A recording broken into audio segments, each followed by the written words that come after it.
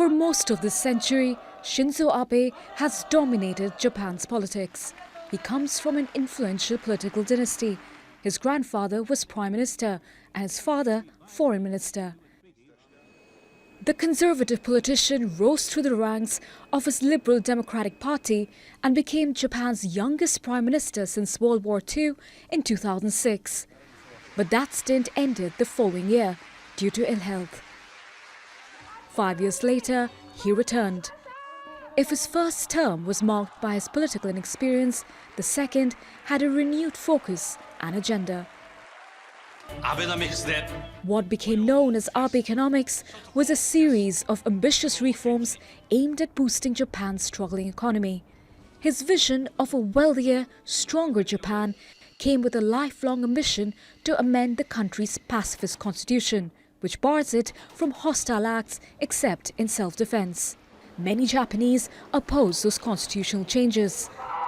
But he did manage to repeatedly win elections.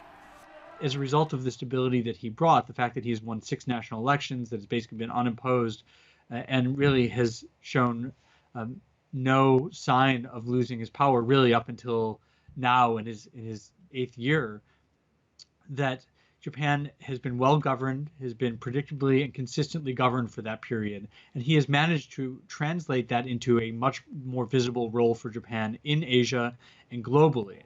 Abe strengthened security and trade ties with the US, making Japan one of its closest allies. And despite territorial disputes, he warmed up to regional superpower China. But he stirred controversy by repeatedly visiting the Yasukuni Shrine, which honors Japan's war dead, among them convicted war criminals. And Japan's wartime legacy led to renewed friction with South Korea, causing their worst diplomatic and trade dispute for decades.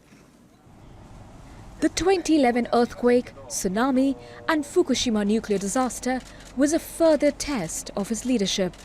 Another came in 2020, when the coronavirus pandemic scuttled his plans to showcase Japan on the world stage by hosting the Tokyo Summer Olympics. The world's third largest economy, already on the slide since 2018, slumped to a record low. But Abe did succeed in being Japan's longest continuously serving Prime Minister, even as concerns about his health resurfaced. Priyanka Gupta, Al Jazeera.